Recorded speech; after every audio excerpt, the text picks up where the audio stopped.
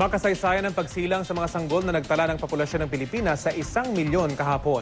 Sulyapan ang tinuguriang 100 million symbolic Pinoy babies sa balitang hatid ni Trisha Zafra.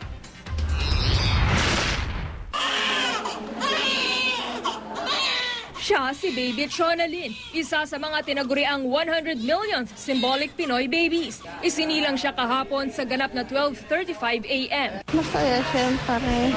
Hirapan ka ba kanina? Sobra. Kasama ni Baby Chonalyn sa listahan si Baby Jacob na isinilang naman sa Ilocos Training and Regional Medical Center sa San Fernando City, La Union. 12:19 a.m. siya isinilang.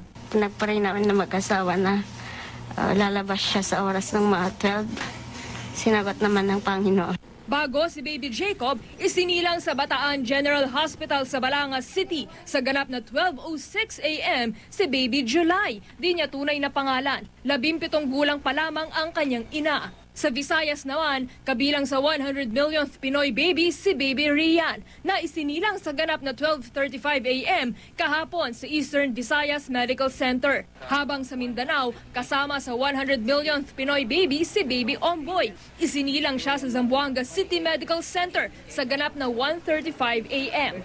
Ang pagsilang ng 100 sanggol kahapon na kinabibilangan ng mga nabanggit, hudyat na umabot na sa 100 milyon ang populasyon ng Pilipinas.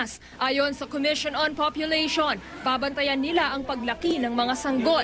Dito raw ibabase ang isang pag-aaral tungkol sa pag-unlad ng buhay sa bansa. We'll look at these babies again 1 year from now, see whether they got the proper immunizations. Maybe 5 years from now, we'll check if they're in school. After 12 years, whether they finished K-12. And after that, whether they are gainfully employed. Bukod sa pambihirang pagkilala sa mga naturang sanggol, bibigyan din sila ng gobyerno ng mga benepisyo tulad ng habang buhay na coverage sa health insurance ng PhilHealth at access sa Universal Healthcare Program ng DOH. Trisha Zafra, GMA News.